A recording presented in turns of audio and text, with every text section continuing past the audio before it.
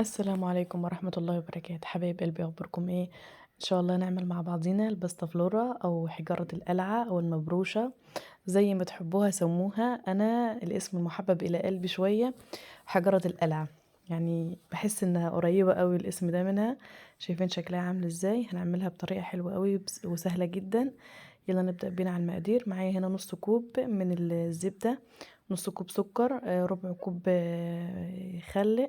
اول حاجة نزلت هنا بالزبدة، الزبدة دي بدرجة حرارة الغرفة بما يعادل 125 جرام، والسكر نص كوب 100 جرام، والزيت ربع كوب 50 جرام. معايا كيس فانيليا، وحطيت بيضة بدرجة حرارة الغرفة، وحطيت كمان معلقة خل. بس للأسف المقطع ده يعني مش عارفة هو راح فين.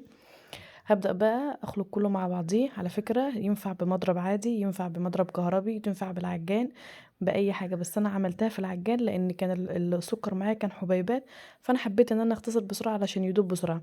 انما انا عادي، انا ينفع اعملها بأي مضرب عادي يعني. تمام. هبدأ انزل هنا بالدقيق. الدقيق طبعا يبقى احط البيكنج باودر عليه واقلبيه، لان انا نسيت اعمل الخطوة دي. انا هحطها زي ما انت شايفة دلوقتي.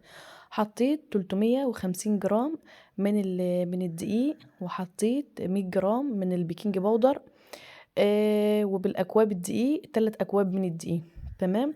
انا بلم العجينه فقط، ما بعجنهاش، هي عجينه زي عجينه البسكوت كده، يا دوبك بس انا بلمها بس، انما انا مش بعجنها. العجينه زي ما انت شايفه ما فيهاش عرق خالص، بس لما تمسكيها في ايدك تحس ان هي بتمط. تمام. صلوا على النبي صلى الله عليه وسلم.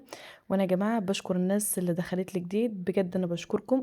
انتوا نورتوني، ووجودكم عندي في القناه ده شرف ليا ونور ليا.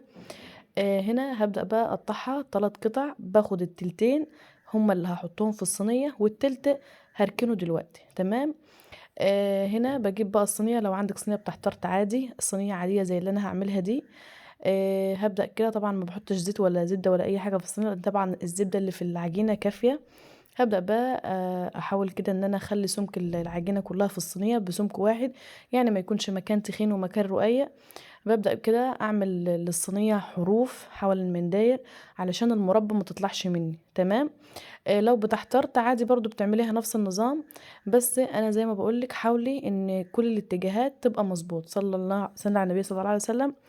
هبدأ بقى اكثر من الصلاة على النبي، احنا في شهر رجب، يعني الذنب بيتضاعف والحسنة بتتضاعف، فان شاء الله ربنا يا ربي يكتب لنا كده ان دايما لساننا يبقى رطب بذكر الله. باجيب بقى شوكة كده وبنغص زي ما انت شايفة، علشان طبعا احنا حاطين بيكنج باودر، فطبعا هترتفع ما تبقاش من مكان ومكان لا. تمام. بعد كده انا معايا هنا مربى فراوله، اي نوع مربى انت بتفضليه، تين، فراوله، كريز، اي نوع مربى.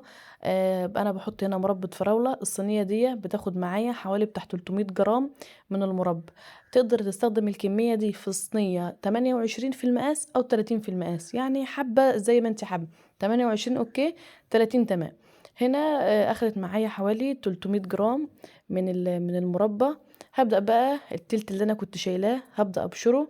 بس انا يعني انا ما عملتش الخطوة دي، بس انا اقولك التلت بحطيه في الفريزر، لفيه على ورق، في ورق استرتش او في كيس، وحطيه هيبقى اكتر احسن. وانت بتبرشيها على المبشرة هيبقى يعني هتبقى بسهولة جدا معاك، احسن من ان انا بعمله كده حاليا. انا ما حطيتهاش في التلاجة على طول، انا اشتغلت فيها على طول. بس لو حطيتيها في الفريزر هيبقى احسن معاك. طبعا تخلي ايديك في كل الاتجاهات عشان مفيش مكان ياخد ومكان لا. تمام. هدخلها الفرن على درجة حرارة 170، ما بفتحش الفرن بعد ما يمر ربع ساعة. بحطها في الرف الوسطاني. ان ما اخدتش وش بولع عليها الشوايه شويه تاخد وش، وبطلعها من النار. بسيبها تدى حوالي بتاع نص ساعه على الاقل او ساعه، علشان ما تتفرولش مني. تمام. هي كده بعد ما طلعت معايا من الفرن. بجد يا جماعه حلو سهل جدا، بتعمل بسرعه. ما اخدش مني وقت خالص. هنا انا قلبتها على صينيه. مش عايزه اقول لكم يعني مراد وقعها كانت ممكن تروح في خبر كام، بس الحمد لله يعني لحد ما هي ما اتكسرتش، يعني الحمد لله ربنا سترها يعني. الفيديو كان هيروح كان هيروح في داهيه. بس يلا الحمد لله، قدر الله ما شاء فعل. اتمنى بقى اللي لو اول مره بتتفرجي عليا متنسيش باللايك والشير، ومتنسيش تاخدي جوله كده في القناه. وبشكر مره تانية الناس الحلوه اللي دخلت لي، بجد يا جماعه انا بشكركم. ربنا يا رب يبارك فيكم. وبصراحه عايزه اكمل بقى 1000 مشترك، شكلي بقى وحش خالص خالص خالص خالص. يعني عايزين نكمل 1000 مشترك بقى، احنا كده خلاص تعبنا. ومتنسونيش يا جماعه باللايك والشير، واللايك بيرفع الفيديو. متعرفوش انتوا لما بتكتبوا لي يعني كومنت حلو، بجد ده بيشجعني على ان انا استمر، وبيشجعني ان انا اقوم اعمل لكم فيديوهات. شايفين انا كده بعد ما قطعتها السمك بتاعها لا تخين قوي ولا رقيق قوي، مظبوط. بصوا ولا كلمه. اتمنى يا رب ان يكون فيديو النهارده يكون عجبكم.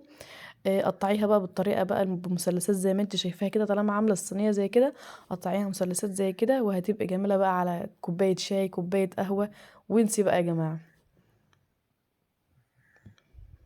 شايفينها عامله ازاي؟ بجد كده حاجه كده ولا كلمه. ومستوية من الحروف، واخدة طيبان كويس، والقعر بتاعها برضو تمام. شايفين عاملة ازاي؟ يعني ماسكة نفسها وفي نفس الوقت بتدوب في البق، عاملة زي البوديفور كده بالظبط. لا يعني حلو، ما اخدش مننا يعني، ما بياخدش على طول في نفس الوقت. يمكن الكيكة بتعوق شوية عنه، انما ده ما شاء الله الله اكبر يعني ما بياخدش وقت خالص. دمتم بخير والسلام عليكم.